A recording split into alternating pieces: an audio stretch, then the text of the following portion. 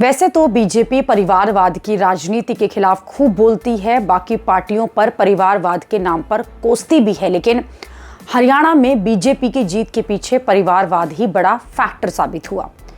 BJP के अंदर परिवारवाद वाले कैंडिडेट्स ने जबरदस्त जीत हासिल की।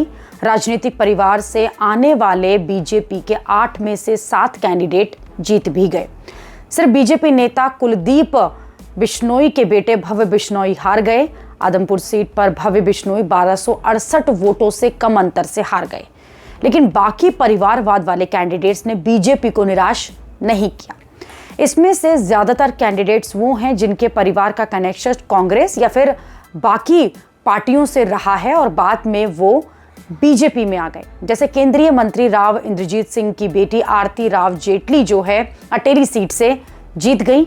राव इंद्रजीत सिंह एक दशक पहले कांग्रेस से बीजेपी में आए थे।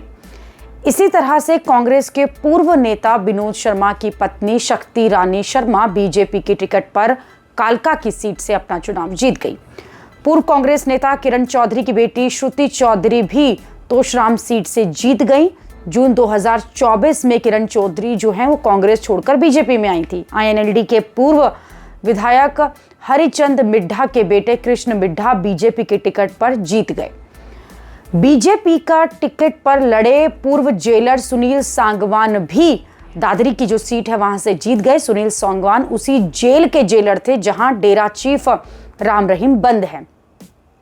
बादशाहपुर सीट पर बीजेपी के राव नरबीर सिंह चुनाव जीत गए। राव नरबीर सिंह हरियाणा के पूर्व मंत्री महावीर सिंह यादव के बेटे हैं।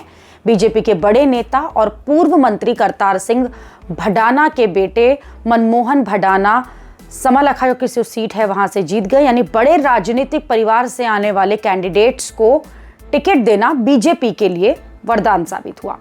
हालांकि बीजेपी इसे परिवारवाद नहीं मानती है। एक इंटरव्यू में बीजेपी पर लगे परिवारवाद के आरोपों को डिफेंड करते हुए पीएम मोदी ने खुद कहा था कि परिवारवादी पार्टी का मतलब उस पार्टी से है जिसमें एक ही परिवार सब कुछ है।